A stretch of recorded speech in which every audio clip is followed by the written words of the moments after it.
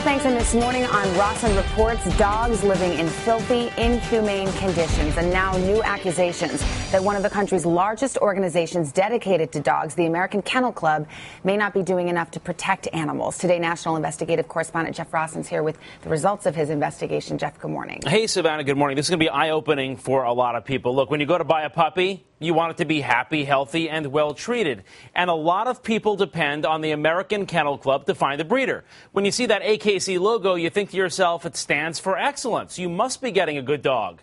But this morning, we've discovered disgusting conditions and sick dogs at AKC-registered operations. There's the Portuguese water dog, Matisse. It is the epitome of canine perfection, the Westminster Dog Show. Its best in show winner is the Affenpinsel. And the American Kennel Club is proud to oversee it.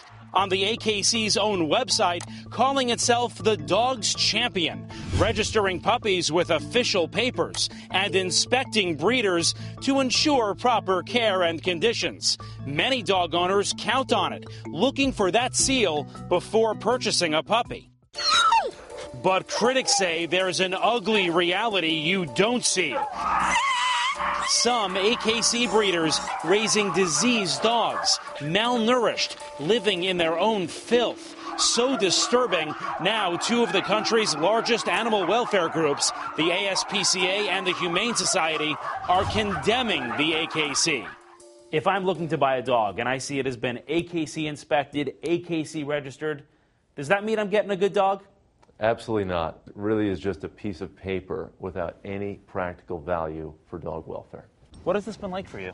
A nightmare. Lillian De Vera thought she was buying a dog from a reputable breeder, impressed by this ad saying they were AKC inspected. Well, I assumed automatically that I was getting a very healthy dog that was coming from a quality kennel. What did you end up getting? A very sick puppy.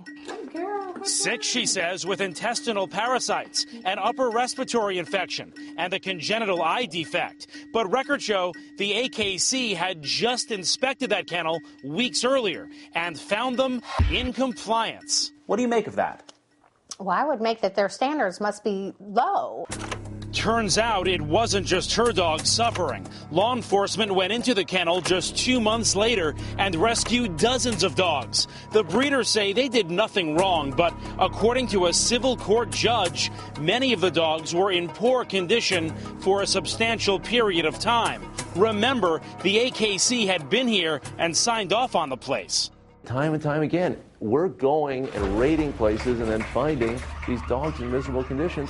He says while most AKC-registered breeders are probably fine, they're seeing too many bad apples. From Montana to North Carolina. In some cases, those breeders are even convicted of animal cruelty.